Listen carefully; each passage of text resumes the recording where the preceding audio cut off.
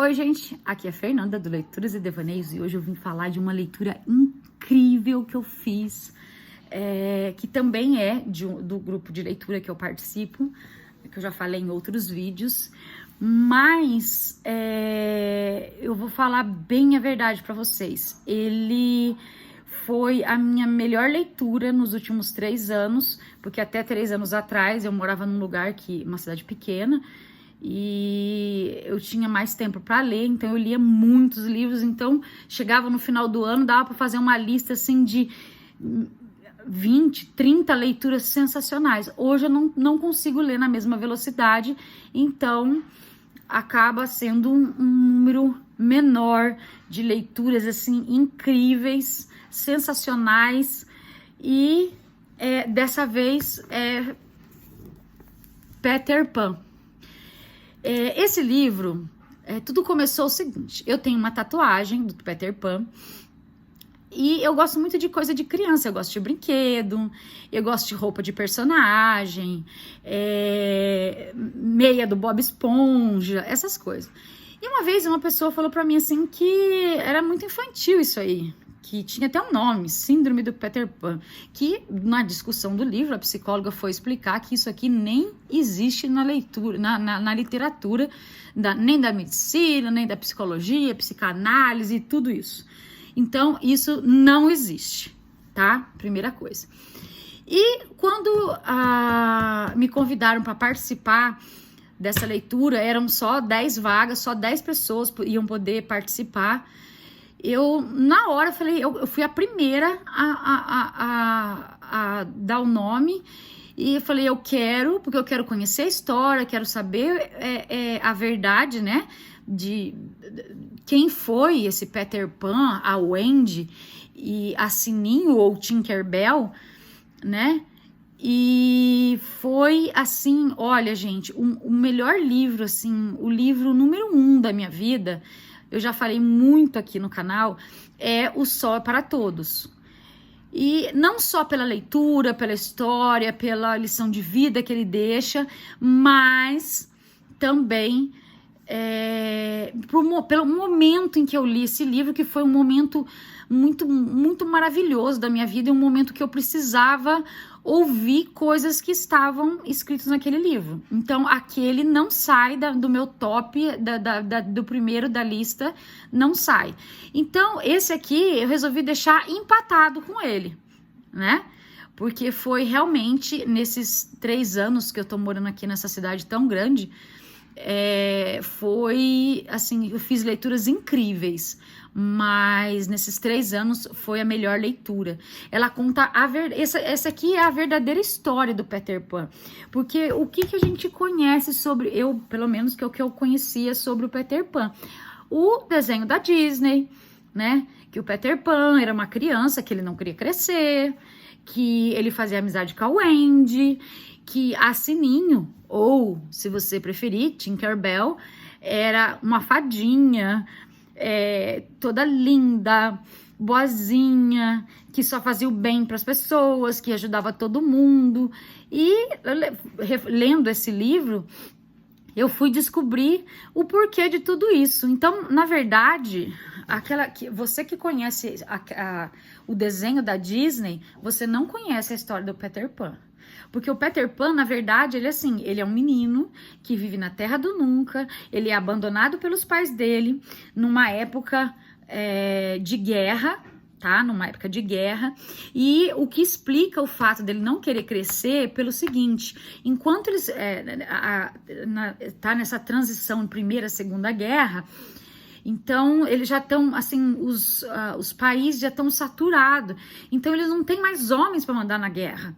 Então o que eles fazem? Começam a colocar as mulheres para trabalhar e começa a pegar os meninos, os adolescentes, os meninos, e mandar pra guerra. E ele não, e aqui fala que ele não quer crescer, não quer crescer, não quer crescer, e a gente fica naquela ilusão assim, ele quer ser eternamente uma criança. Mas não é simplesmente, é uma crítica àquela época em que eles começaram a mandar os jovens para a guerra. Então ele não queria crescer, porque ele é uma criança ainda, né? Que se ele crescer e se tornar um adolescente, um adulto, ele vai para a guerra, né? Esse é o primeiro ponto da controvérsia da história do Peter Pan, que não é simplesmente que ele não quer crescer, que ele só quer ser criança, né? É uma crítica à situação do mundo naquela época. E ele vai voando até a casa da Wendy, ele entra pela janela, até aí tudo bem, certinho, tal. Ele quer que a Wendy vá ser a mãe dele, né? E a Wendy resolve, ela e os dois irmãozinhos dela resolvem sair para essa aventura e ir para a Terra do Nunca. E lá vão acontecendo uma série de coisas. A gente vai descobrir que a Wendy ela ainda é uma personagem mais grandiosa do que a gente conhece. Ela é de um caráter incrível, de um amor maravilhoso, fala muito como eles estão em guerra, né? E as crianças acabam ficando sozinhas, porque são as mães que saem para trabalhar, para trazer o sustento, porque os maridos, né, morreram tudo na guerra. Então, essa vontade dele de ter uma mãe é para criticar esse fato da sociedade, né? Porque naquela época, a mãe era o quê? A mãe é a que ficava em casa, a que cuidava, a que dava comida, aquela que ajudava com a lição de casa. Então, lá fala muito, né? Dela cuidar deles, dar comida, arrumar a cama. À noite ela costura as meias das crianças, porque lá tem as crianças perdidas, né, na Terra do Nunca. E então fala muito desse cuidado que a mãe tinha, né, naquela época, que a mãe tinha, não que hoje não tenha, mas é que hoje a maioria trabalha, então a gente acaba que não se dedicando da mesma forma que era naquela época, né, que a mãe era exclusivamente mãe e dona de casa.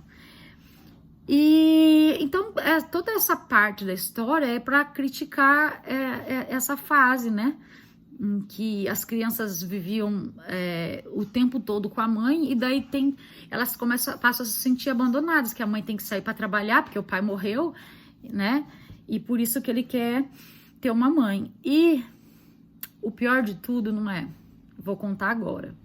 O pior de tudo, gente, é que a Sininho não é aquela fadinha fofa, linda, maravilhosa, sabe, com aquele pozinho mágico. E, infelizmente, decepciona muito, porque nós que crescemos assistindo aquele desenho, eu, por exemplo, já tive aniversário com o tema Tinkerbell. Primeiro Sininho, né? Depois, agora recentemente, Tinkerbell. E, como eu disse, né? Eu gosto muito de coisa de criança, então eu já tive aniversário com esse tema. E aqui a gente vai descobrir que ela não é essa fadinha maravilhosa e encantadora como a gente passou a vida inteira acreditando. Assim como a fada madrinha no Shrek, né?